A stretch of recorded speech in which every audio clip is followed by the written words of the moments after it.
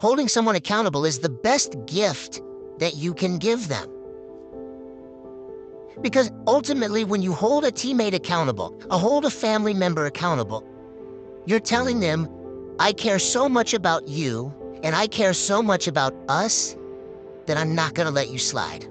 I'm not gonna let you get away with doing less than your best. I'm not gonna let you get away with having a bad attitude.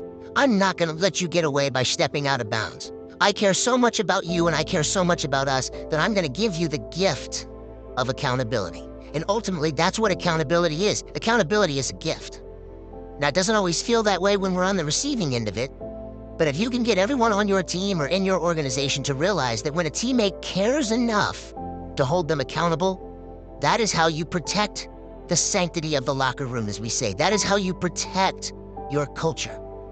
And average organizations have what's called vertical accountability. That means the person at the top holds everybody else accountable. You do what I say, or you're in a little bit of trouble. That is mediocre at best. What thriving organizations do, thriving teams, and remarkable cultures, is they also have horizontal and diagonal accountability, which means everybody holds everyone accountable. Not only does everyone hold everyone accountable, they have an obligation to do so. Because when they sign up to be a part of your team, they are signing up to trade some of the me for the we. They are deciding to invest in themselves to make those around them better. And in order to do that, we have to hold each other accountable.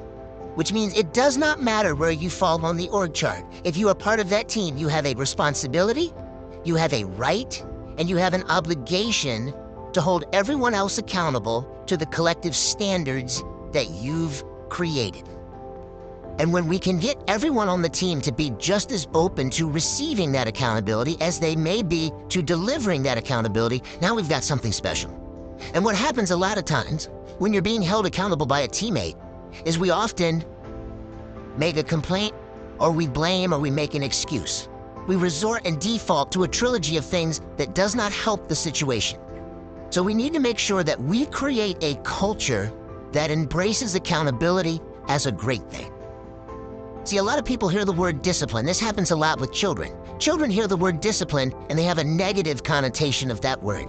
They believe discipline means punishment. I don't believe that at all. I believe discipline is the key to freedom. That if you're willing to be highly self-disciplined, you can have anything and everything that you want in life if you're willing to exercise that. And I believe the same thing about accountability. Accountability is not just about catching people doing things wrong. It's also about catching your teammates doing things right. And when you catch them doing things right, you praise them, you acknowledge them, you call them out.